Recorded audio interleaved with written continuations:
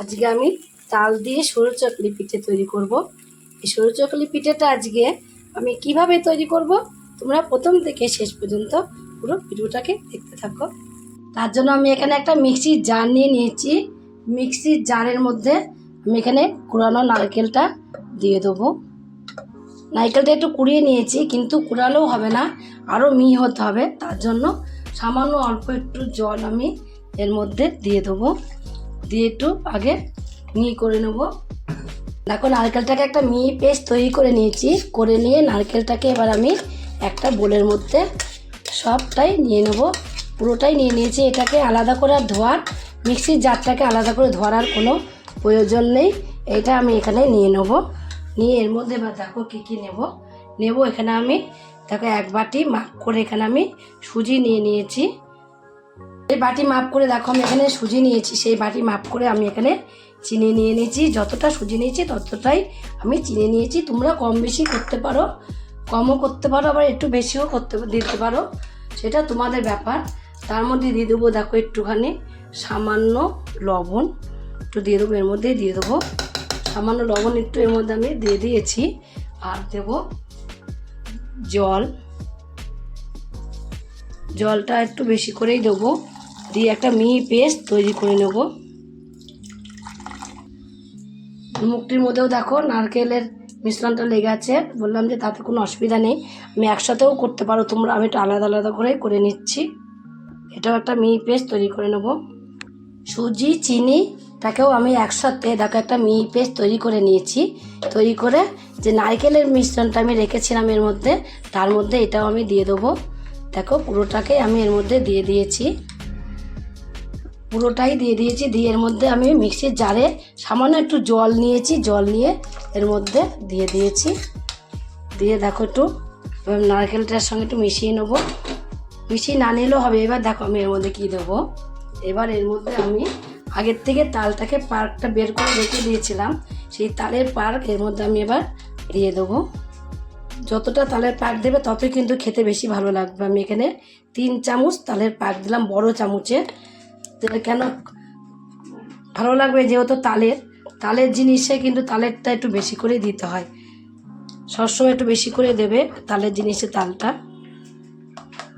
এবার একটু ভালোভাবে মিশিয়ে নেবো। চামচ দিয়ে মিশালে হবে না, চামচ দিয়ে মিশাবো না। একটা হ্যান্ড ওয়াশ নিয়ে নিয়েছি, এটা দিয়ে ভালোভাবে মিশিয়ে নিতে হবে। একটা আমি ভুল করে ফেলেছি, দেখো যতটা আমি এখানে সুজি নিয়েছি ততটা এখানে আমি ময়দা দিয়ে দেবো। এই ময়দাটা আমি এখন দিচ্ছি, তোমরা কিন্তু এখন দেবে না। এই ময়দাটা যখন তোমরা সুজিটাকে আর চিনিটাকে একসাথে মিক্স করবে, তখন তোমরা এই ময়দাটাকে কিন্তু ওর মধ্যে দিয়ে তারপরে মিক্স করবে। তাহলে এটা এখন দেখো কতটা সময় লাগবে আমার এই ময়দাটা এর সাথে মিক্স করতে। আর ওর সাথে যদি মিক্স করে নাও তোমরা সুজির সাথে, খুব তাড়াতাড়ি মিক্সটা হয়ে যাবে। মিক্স করতে এত টাইম লাগবে না। দেখো আমার কতটা টাইম লেগে যাবে, এখন আমার এখানে 5 থেকে 6 মিনিট টাইম লেগে যাবে প্রায় এই ময়দাটাকে এর সাথে মিশাতে।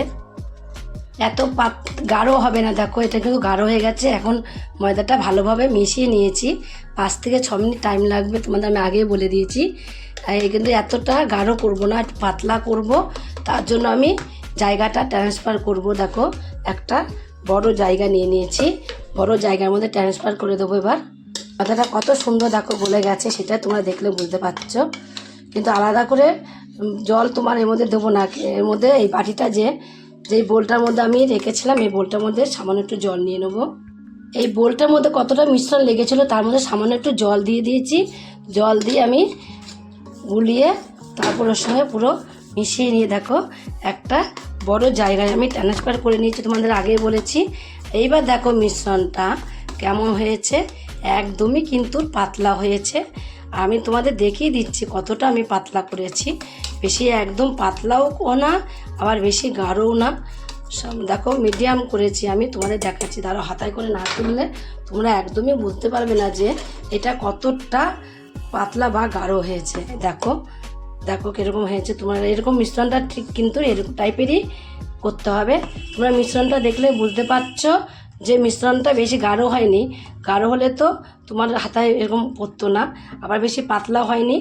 এইভাবে মিশ্রণটাকে তৈরি করতে হবে। মিশ্রণটা আমার এখন একদমই রেডি হয়ে গেছে। এবার এই মিশ্রণটাকে আমি 10 মিনিটের মতো রেস্টে রেখে দেবো।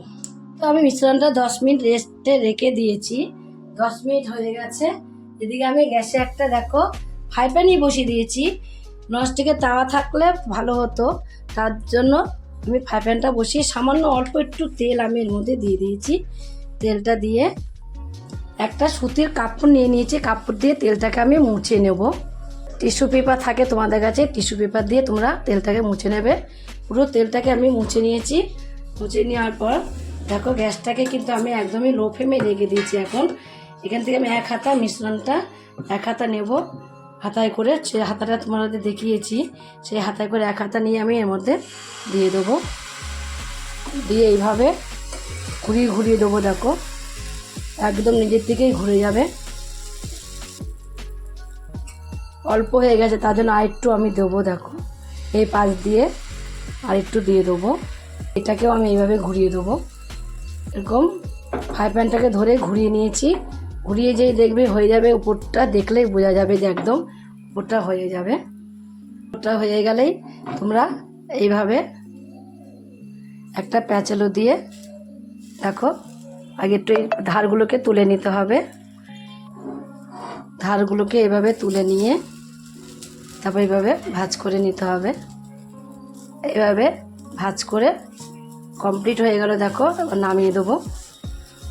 তোমাদেরকে আমি আর একটাও করে দেখিয়ে দিচ্ছি। দেখো করেছি করে তোমাদের দেখালাম, আর একটাও করবো ওইভাবেই করবো। দেখো অল্প একটু তেল আমি এর মধ্যে দিয়ে দেবো, সাদা তেল, একদমই অল্পই দিতে হবে। অল্প তেল দিয়ে একটা সুতির কাপড় দিয়ে আমি এইভাবে মুছে নেব। মুছে নিয়েছি হালকা করে, মুছে নিয়ে এবার এখান থেকে মিশ্রণ নিয়ে নেব। মিশ্রণটাকে যতবার দিতে হবে ততবার কিন্তু একটু করে গুলিয়ে নিতে হবে, নয়তো নিচে কিন্তু একদম গাঢ় হয়ে যাবে। তার জন্য এইভাবে গুলিয়ে নিতে হবে। দেখো এইভাবে একটুখানি গোল করে করে দিতে হবে। দেখো কত সুন্দর ফুটো ফুটো ফুটো ফুটো দাগ হয়ে গেছে, দেখতে কত ভালো লাগছে। দেখো এখন কিন্তু এই পিঠ নিচেরটাই হয়েছে, আর এবার উল্টাতে দেখো কত সুবিধা হবে। যদি ভালো মতো হয়ে যায় নিচটা তাহলে উল্টাতে কিন্তু কষ্ট হয় না। দেখো কি তাড়াতাড়ি উল্টানো হয়ে গেল, দেখতেই পারলে তোমরা। এই দেখো কত সুন্দর ভাঁজ করাও হয়ে গেল, কত সহজে, লেগেও গেল না, আর তোমার উল্টাতে অসুবিধা হলো না। দেখো দুটো আমি তৈরি করে নিলাম, তোমাদের দুটো করে দেখালাম। আর বাকি যেগুলো আছে সবগুলোকে আমি একই রকম করে তৈরি করে নেব। ডালের সরু চাকলি পিঠেগুলো দেখো সব কমপ্লিট হয়ে গেছে, কমপ্লিট করে নিয়েছি আমি একই রকম করে। তোমরাও এইভাবে একদিন কমপ্লিট করে নাও। আমি একটা তোমাদের খুলে দেখো ছিঁড়ে দেখিয়ে দিচ্ছি কতটা সুন্দর হয়েছে। দেখো এতটা সুন্দর হয়েছে, খেতে না তৈরি করে খেলে তোমরা বুঝতে পারবে না যে এই তালের সরু চাকলি পিঠেগুলো কতটা সুন্দর হয়েছে। তোমরাও একদিন এইভাবে তৈরি করে খেয়ে দেখো। যদি রেসিপিটা তোমরা বাড়িতে তৈরি করে খেয়ে তোমাদের কাছে ভালো লাগে, তোমরা যদি ফেসবুক থেকে দেখো ফেসবুকের পেজটি ফলো করে দেবে, যদি ইউটিউব থেকে দেখো ইউটিউবের চ্যানেলটি সাবস্ক্রাইব করে দেবে, পাশে থাকা বেল আইকনটা প্রেস করতে ভুলবে না। তাহলে নতুন নতুন রেসিপিগুলো তোমাদের কাছে তাড়াতাড়ি পৌঁছে যাবে। আর আমার চ্যানেল কিন্তু বন্ধু হয়ে থাকো, সাবস্ক্রাইব করনি প্লিজ সাবস্ক্রাইবটা করে দিও, সবার আগে তোমাদের কাছে নোটিফিকেশন ঢুকে যাবে। ছোট্ট করে লাইক করো, কমেন্ট করো, অনেক অনেক শেয়ার করো। নমস্কার বন্ধুরা, দেখা হবে আবার পরের রেসিপিতে।